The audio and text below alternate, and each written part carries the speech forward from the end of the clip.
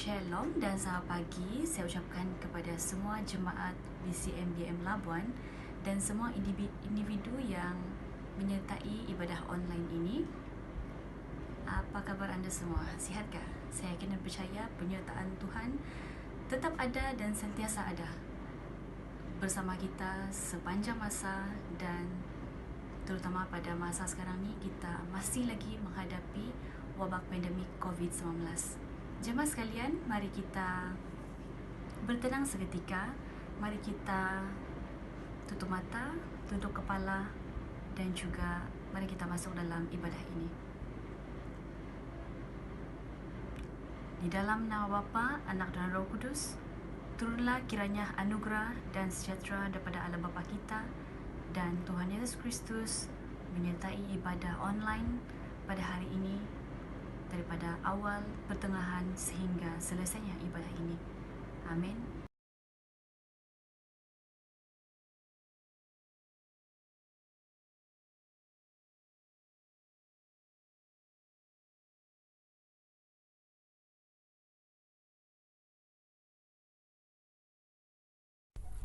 Mari puji Tuhan, hai jiwaku, sembah Dia yang kudus. Dengan segenap hati, jiwaku, sembah Dia yang kudus.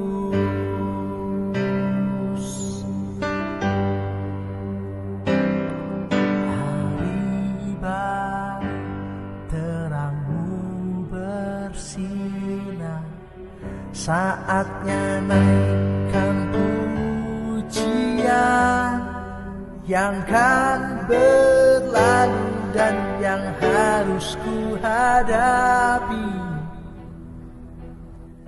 Biarlah tetap ku puji namamu.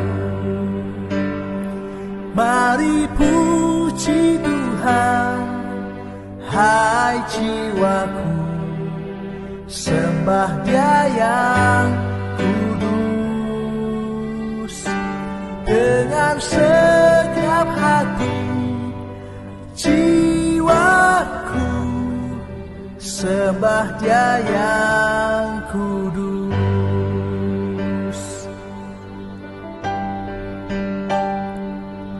Penuh kasih dan Kau panjang sabar, Kau mulia, namamu besar. Semua kebaikanmu kan ku nyanyikan. Ribuan alasan untuk memujimu. Mari puji Tuhan, hai jiwaku, sembah Dia yang kudus. Dengan segenap hati, jiwaku, sembah Dia yang kudus.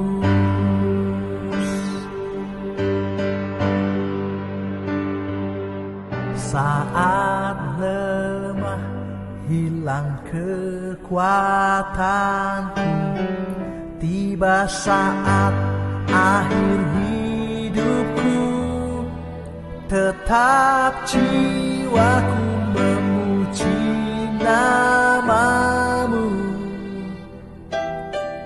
Ribuan tahun bahkan selamanya. Mari puji Tuhan, hai jiwaku, sembah Dia yang kudus. Dengan segenap hati, jiwaku, sembah Dia yang kudus. Mari puji Tuhan, hai jiwaku, sembah Dia yang kudus.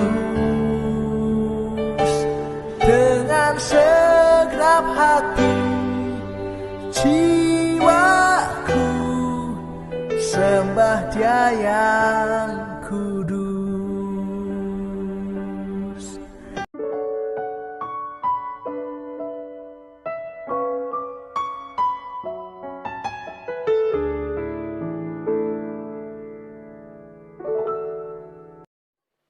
Mari jemaat semua, kita datang dengan segala kerendahan hati kita, datang di hadapan Tuhan, mengakui dengan sejujurnya dosa-dosa yang telah kita perbuat dan memohon pengampunan daripada Allah Bapa kita di surga. Mari kita berdoa.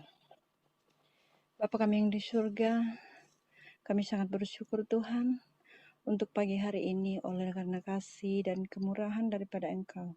Kami boleh datang ke hadirat-Mu. Kami boleh menyembah, memuji, memuliakan Engkau, walau dalam keadaan apapun tidak menghalangi kami, karena kami percaya Engkau selalu ada buat kami, Bapa. Engkau Bapa yang tidak pernah meninggalkan kami, walau sedetik pun. Bapa di surga, saat ini kami datang dengan segala kerendahan hati kami, mengakui dosa dan pelanggaran yang telah kami perbuat melawan kehendak-Mu. Kami mengakui bahwa kami manusia yang penuh dengan cacat celah. Kami melakukan dosa dengan hal-hal baik yang kami sengaja maupun tidak. Kami seringkali melupakan firman-Mu, bahkan sering mendukakan Roh Kudus-Mu. Kami melupakan kasih-Mu dengan tidak mengasihi sesama seperti Engkau mengasihi kami. Bapa di surga, kami tahu bahwa kami tidak layak untuk diampuni. Tapi kami yakin dan percaya bahwa Engkau Tuhan yang Maha Pengasih dan Maha Pengampun, sehingga Engkau telah mengorbankan anak-Mu yang tunggal mati di kayu salib karena dosa-dosa kami. Ampunilah segala dosa kami, Tuhan, dan perbaharuilah di dalam kami anugerah dan damai sejahtera oleh kekuatan dari Roh Kudus Tuhan. Inilah doa pengampunan kami. Sempurnakanlah doa kami ini, Bapa, yang kami mohon hanya di dalam nama Tuhan Yesus Kristus, yaitu Tuhan dan penebus dosa kami. Amin.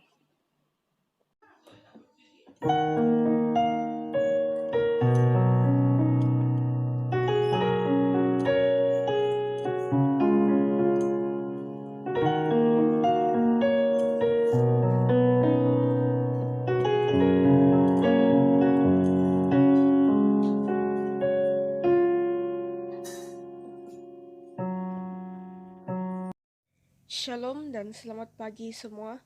Mari kita membuka Alkitab kita dan kita melihat ayat pembacaan yang telah dipilih dari Yeremia pasal 29 ayat 11. Saya akan bacakan. Sebab aku ini mengetahui rancangan-rancangan apa yang ada padaku mengenai kamu. Demikianlah firman Tuhan, yaitu rancangan damai sejahtera dan bukan rancangan kecelakaan, untuk memberikan kepadamu hari depan yang penuh harapan.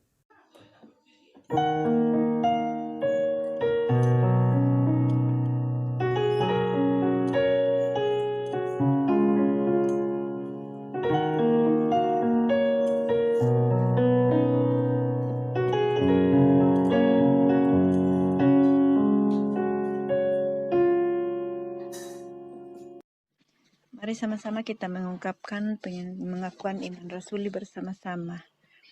Kita mulai dengan, aku percaya kepada Allah, Bapa yang Maha Kuasa, Pencipta langit dan bumi, dan kepada Yesus Kristus, anaknya yang tunggal Tuhan kita, yang dikandung oleh Roh Kudus, lahir dari anak darah Maria, yang menderita sengsara di bawah pemerintahan Pontius Pilatus, disalibkan, mati dan dikuburkan, turun ke dalam kerajaan maut, pada hari yang ketiga, bangkit pula dari antara orang mati, naik ke surga, duduk di sebelah kanan Allah, Bapa yang Maha Kuasa, dan dari sana Ia akan datang untuk menghakimi orang yang hidup dan yang mati. Aku percaya kepada Roh Kudus, gereja yang kudus dan am, persekutuan orang kudus, pengampunan dosa, kebangkitan tubuh, dan hidup yang kekal. Amin.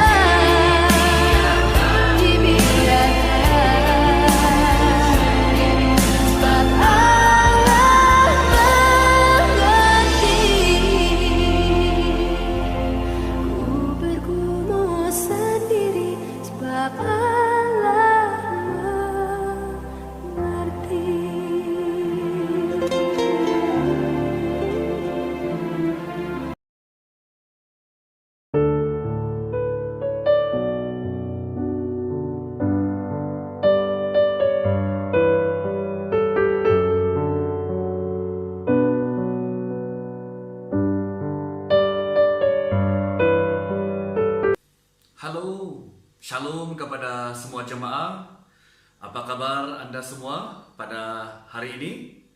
Harapan saya agar semua Anda tetap dalam perlindungan Tuhan, tetap dalam penyertaan Tuhan, dan terutama sekali dijauhkan daripada wabak COVID-19.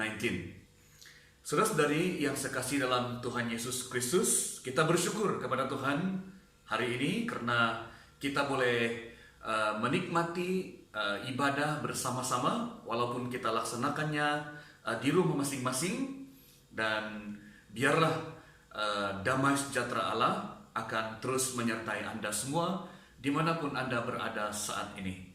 Sebelum kita mendengarkan firman Tuhan pada pagi hari ini, saya mengajak Anda semua untuk berdoa kepada Tuhan. Mari kita berdoa. Bapa di surga, kami bersyukur pagi ini.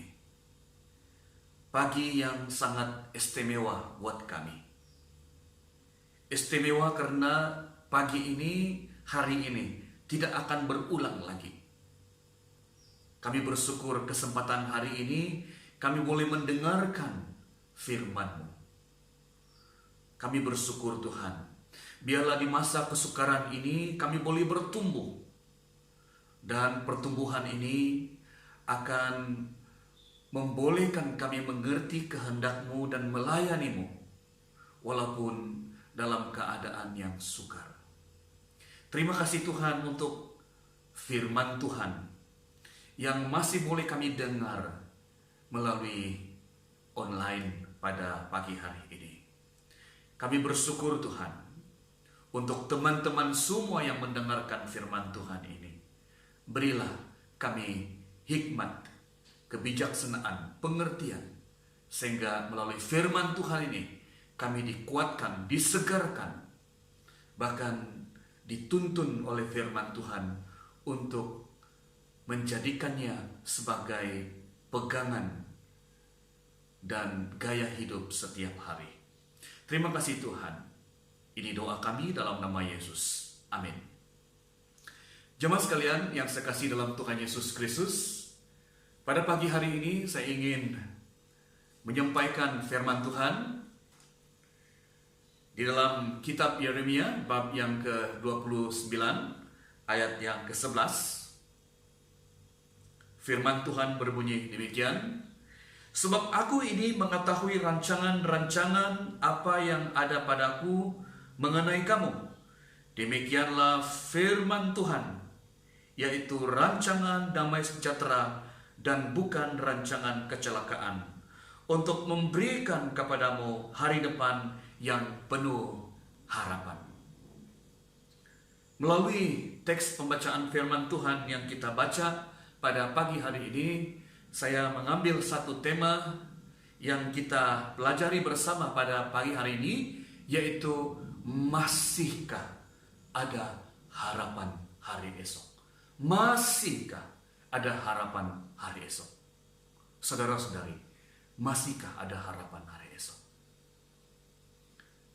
Pada hari ini ketika kita menghadapi pandemik COVID-19,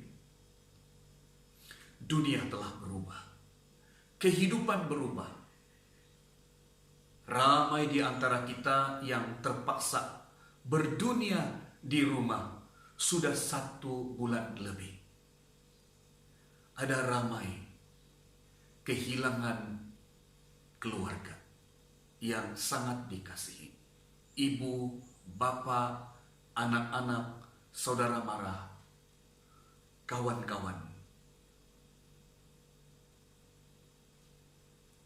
Ramai yang kehilangan pekerjaan. Pendapatan ekonomi semakin berkurang.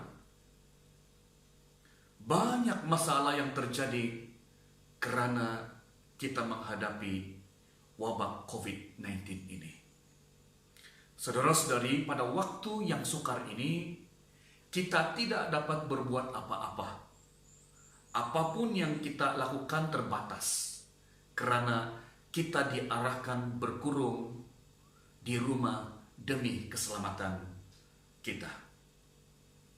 Saudara-saudari, pastilah ramai di antara kita yang susah hati.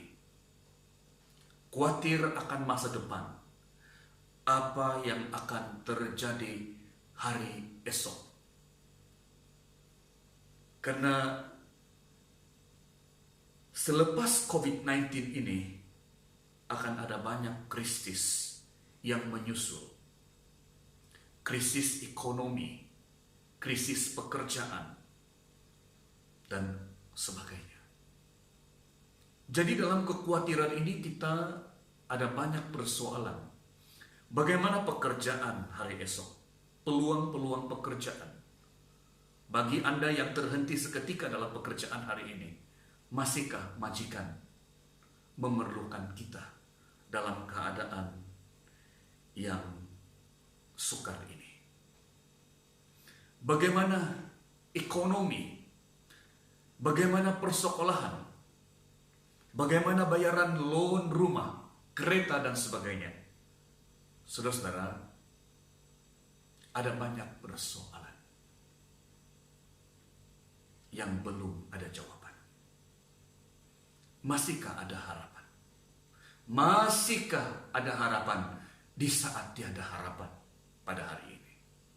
Saudara-saudara, ketika kita menghadapi keadaan hidup sekarang, saya juga bergumul di hadapan Tuhan, membaca firman Tuhan setiap hari. Dan saya teringat satu bahagian firman Tuhan, yaitu pembacaan kita pada hari ini dalam Yeremia 29 ayat 11. Sebab aku ini mengetahui rancangan-rancangan apa yang ada padaku mengenai kamu. Demikianlah firman Tuhan, yaitu rancangan damai sejahtera dan bukan rancangan kecelakaan, untuk memberikan kepadamu hari depan yang penuh harapan. Saudara-saudara,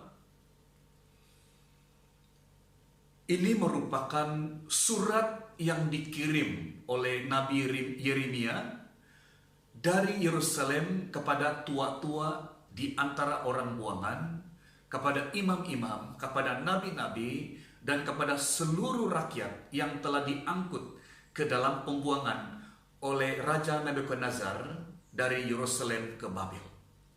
Sebenarnya, saudara, apakah yang terjadi kepada bangsa Israel? Mereka diserang. Mereka dibuang ke Babel di bawah pemerintahan Raja Nebukadnezar. Dan ini disebabkan oleh dosa mereka, kebebalan mereka, pemberontakan mereka terhadap perintah Tuhan. Dan disebabkan dosa mereka lah, maka mereka dibuang selama 70 tahun di Babel.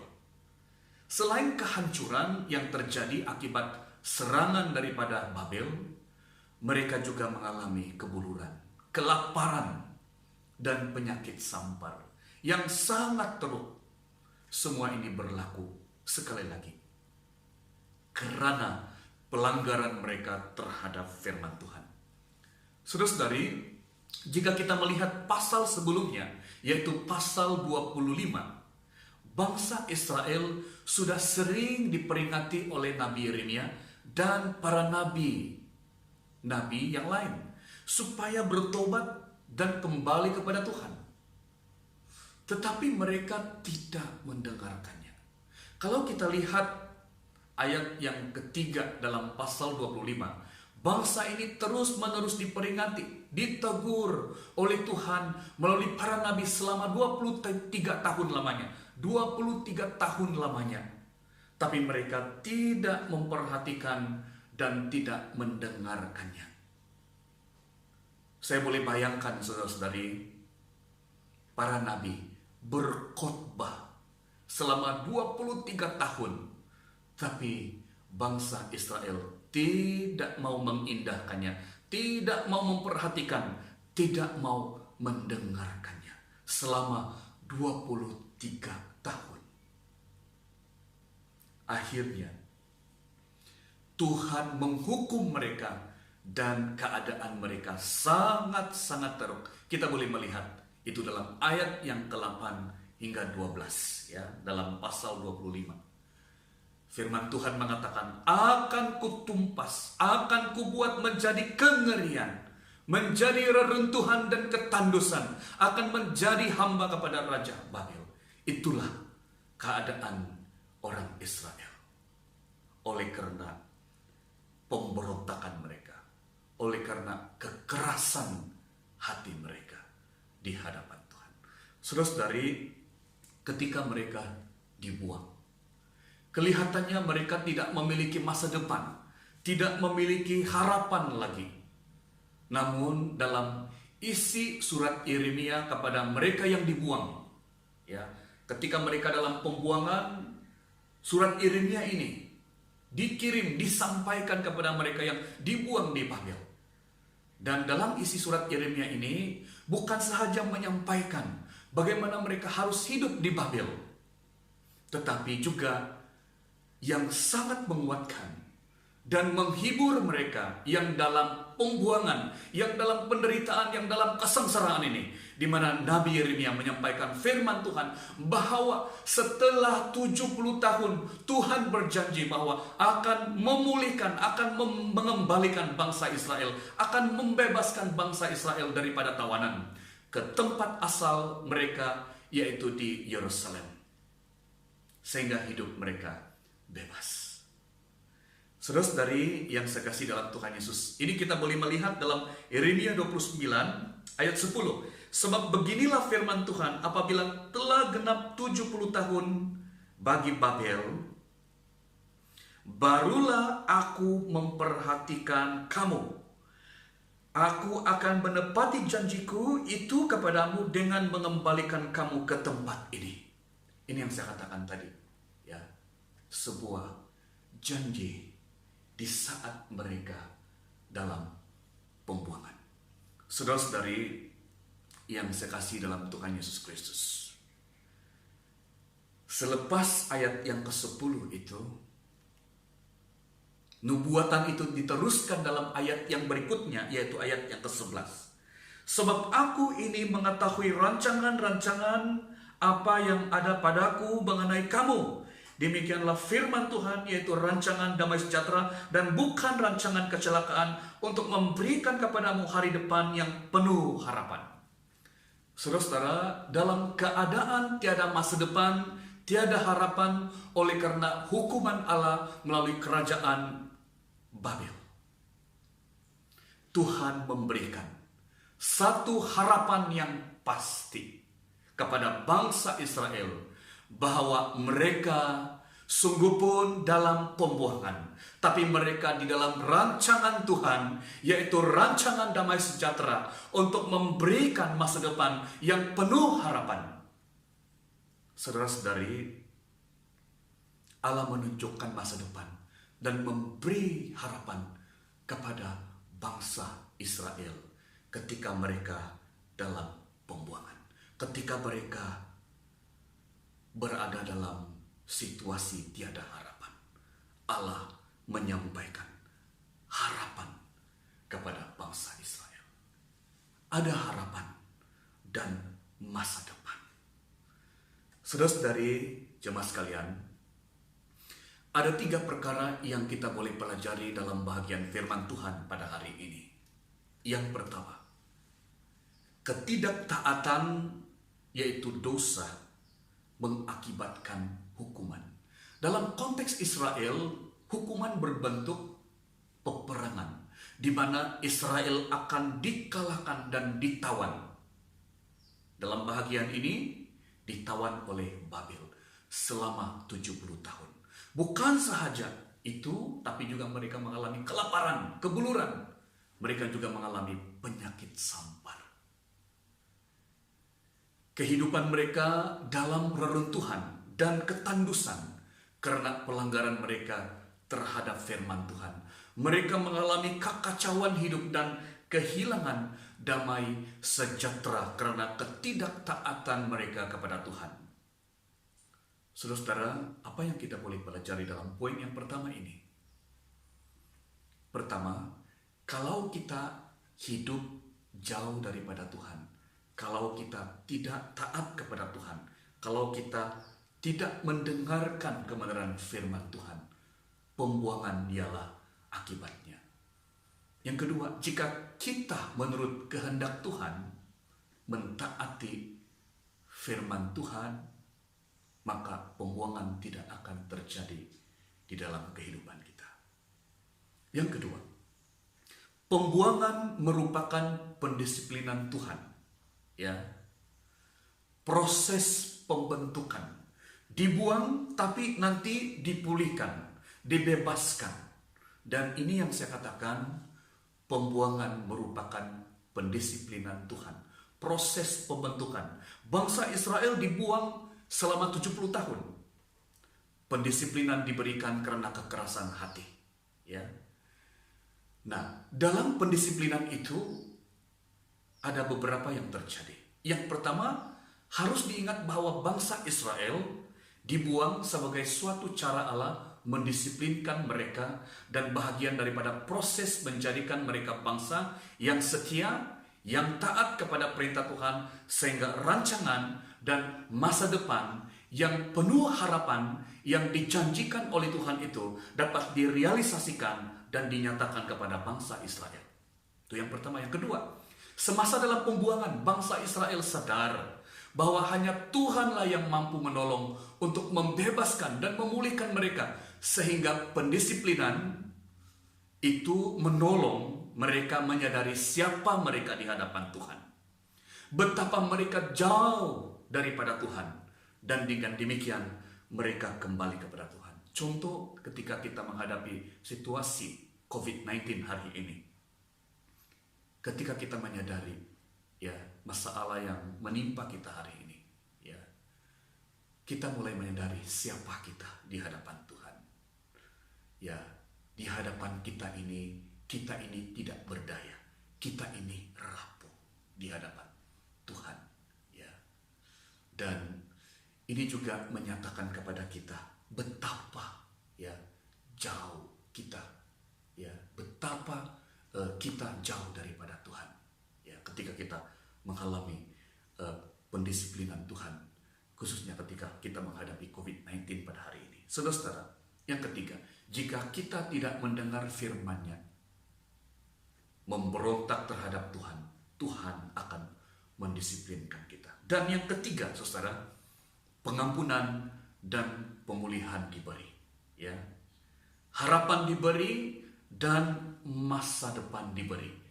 Saya percaya, saudara, orang yang dalam tawanan bila dibebaskan, merekalah yang paling gembira. Orang yang dipenjara dan kemudian dibebaskan, merekalah yang paling gembira. Orang yang dipenjara dan dia tahu bahwa dia akan dipenjarakan selama-lamanya dan akan mati dihukum, dan kemudian dibebaskan, dialah orang yang paling gembira dalam hidupnya. Sehingga ada satu pujian ya yang kita dengar ya, dan kita selalu nyanyikan. Pujian itu mengatakan kepada kita, ini tahun pembebasan, ini tahun pembebasan, semua tawanan dibebaskan. Saudara, pujian ini menyatakan hati orang Israel, di mana mereka dibebaskan dan tiada kegembiraan yang lebih daripada pembebasan yang mereka perolehi daripada Tuhan. Saudara, ada pengampunan, sungguh pun ada pembuangan, ada pendisiplinan Tuhan, tapi ada pengampunan dan pemulihan diberi. Sungguh Allah itu Allah yang benar, Allah yang adil, tetapi Allah kita juga adalah yang mengasihi. Ya, Dia memberikan pengampunan, Dia menawarkan pengampunan dan pemulihan, sehingga ada harapan dan masa depan. Saudara-saudara, masa depan yang penuh harapan yang dijanjikan Tuhan kepada umat Israel adalah sebuah keadaan di mana mereka bebas dari tawanan, tidak lagi dikekang atau dijadikan hamba oleh Babel. Mereka kembali ke tanah air mereka dan hidup dengan merdeka dan menikmati berkat Tuhan. Inilah rancangan damai sejahtera itu, saudara. Saudara-saudari yang sekasihi dalam Tuhan Yesus Kristus. Bagaimana mereka boleh mengalami rancangan Tuhan itu? Ini satu soalan yang penting. Bagaimana mereka boleh mengalami rancangan Tuhan itu? Jawabannya adalah mereka kembali kepada Tuhan dan menanti janji Tuhan, janji pembebasan, dan hidup dalam pengharapan. Sungguh pun mereka masih dalam pembuangan, tapi mereka kembali kepada Tuhan, menanti janji Tuhan, dan hidup dalam pengharapan. Saudara-saudari, hari ini ketika kita menghadapi COVID-19, keadaan kita seakan-akan berada di dalam pembuangan di Babel. Tidak berada di Babel secara nyata, tetapi posisi, situasi, keadaan, suasana kita umpama di Babel. Dalam konteks Israel, mereka dihukum dan berada di Babel karena pelanggaran mereka. Saudara-saudari, saya berpendapat bahwa COVID-19 diizinkan Tuhan sudah pastilah punya maksud tersendiri.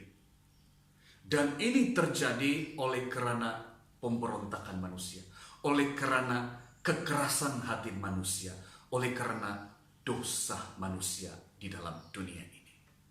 Jika kita melihat konteks Israel, oleh karena dosa, pelanggaran mereka, pemberontakan mereka, kekerasan hati mereka, sehingga Tuhan mengatakan, akan kutumpas, akan kubuat menjadi kengerian, menjadi reruntuhan dan ketandusan, akan menjadi hamba kepada Raja Babel.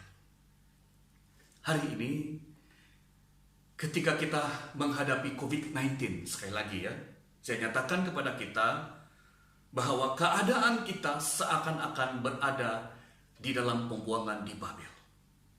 Tidak berada di Babel secara nyata, tapi posisi, situasi, keadaan, suasana kita umpama di Babel. Keadaan kita seperti dalam pembuangan yang terjadi kepada orang Israel. Lihatlah kehidupan kita hari ini. Kehidupan yang biasa kita lakukan terhenti. Ekonomi juga turun mendadak. Terkurung dan keadaan yang menakutkan. Kita berhadapan dengan keadaan sekarang dan hari esok yang belum pasti. Hari esok yang mungkin sulit. Masihkah ada harapan, saudara? Masihkah ada harapan? Saudara-saudara, Yeremia 29 menyatakan dengan pasti message Tuhan kepada umat Israel dan kepada kita bahwa masih ada harapan. Yeremia 29 ayat 11. Sebab aku ini mengetahui rancangan-rancangan apa yang ada padaku mengenai kamu. Demikianlah firman Tuhan, yaitu rancangan damai sejahtera dan bukan rancangan kecelakaan, untuk memberikan kepadamu hari depan yang penuh harapan. Sama seperti Allah memberikan janji dan jaminan masa depan yang penuh harapan kepada umat Israel, hal ini juga pasti terjadi kepada kita, umat Tuhan, orang percaya yang hidup di zaman ini. Bagi kita, Tuhan Yesus Kristus telah memberikan rancangan janji dan karya penyelamatannya yang telah melepaskan kita daripada perhambaan dosa. Dengan demikian, kehidupan kita telah dan sedang serta terus mengalami masa depan yang penuh harapan dalam Yesus Kristus. Dan dialah damai sejahtera untuk kita. Saudara-saudara, akhirnya, apakah respon orang Israel mengenai janji pengharapan yang Tuhan berikan kepada mereka saat mereka berada di pembuangan. Apakah respon mereka? Respon mereka ialah mereka dengan rendah hati. Mereka kembali kepada Tuhan. Mereka bertobat kepada Tuhan. Dan mereka menanti janji Tuhan. Penggenapan janji Tuhan itu. Dan hidup dalam pengharapan. Bagaimana dengan Anda semua? Pembebasan itu pasti. Kemenangan dan harapan hari esok pasti ada di dalam Kristus. Sekali lagi, bagaimana respon Anda? Saya mengajak semua Anda, marilah kita kembali kepada Tuhan. Marilah kita bertobat, memperbaharui perhubungan kita dengan Tuhan, memperbaharui kehidupan kita di hadapan Tuhan. Dan marilah menanti janji Tuhan, janji pemulihan, janji pembebasan, ya, dan hidup dalam pengharapan. Tuhan memberkati kita. Amin.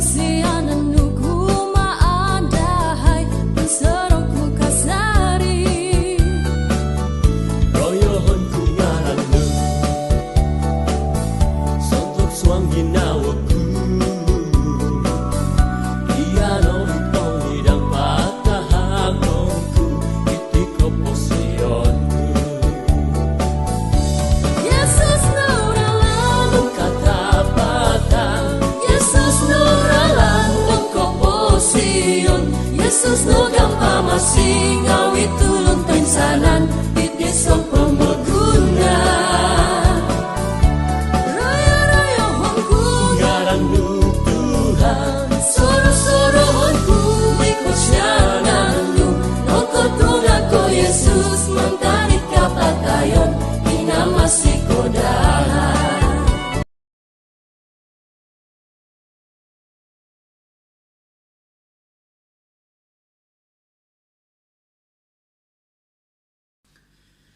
Jemaat sekalian, untuk mengakhiri ibadah kita pada pagi hari ini, mari kita masuk dalam doa syukur, kemudian kita bersama-sama melafazkan doa Bapa kami bersama-sama, dan kemudian menerima berkat daripada Allah. Mari kita berdoa. Kami bersyukur untuk kasih setia Tuhan kepada kami semua sampai hari ini. Kami bersyukur untuk ibadah yang kami nikmati pada pagi hari ini. Sungguh kami dikuatkan, sungguh kami diberkati Tuhan. Tuhan, kami mau menyerahkan hidup kami yang selanjutnya, hari-hari yang seterusnya ke dalam tangan Tuhan sendiri. Biarlah Tuhan memimpin hidup kami. Kami juga bersyukur hari ini karena kami boleh memberikan persembahan kami. Tuhan, berkatilah persembahan ini dan berilah hikmat kepada gerejamu untuk menggunakan persembahan ini demi kemuliaan nama Tuhan sendiri. Terima kasih Tuhan, dan di akhir daripada ibadah ini kami mau melafazkan doa yang Tuhan Yesus sudah ajar kepada murid-murid-Mu dan kepada kami juga demikian. Bapa kami yang di surga, dikuduskanlah nama-Mu. Datanglah kerajaan-Mu, jadilah kehendak-Mu di bumi seperti di surga. Berikanlah kami pada hari ini makanan kami yang secukupnya, dan ampunilah kami akan kesalahan kami, seperti kami juga mengampuni orang yang bersalah kepada kami. Dan janganlah membawa kami ke dalam pencobaan, tapi lepaskanlah kami daripada yang jahat. Karena Engkau yang mempunyai kerajaan dan kuasa dan kemuliaan sampai selama-lamanya. Jemaat sekalian yang ada di rumah masing-masing, terimalah berkat daripada Allah, anugerah Tuhan Yesus Kristus, kasih daripada Allah Bapa, dan persekutuan daripada Roh Kudus menyertai Anda semua mulai dari hari ini sampai selama-lamanya, sampai Tuhan Yesus datang kedua kalinya. Amin. Amin. Amin. Amin.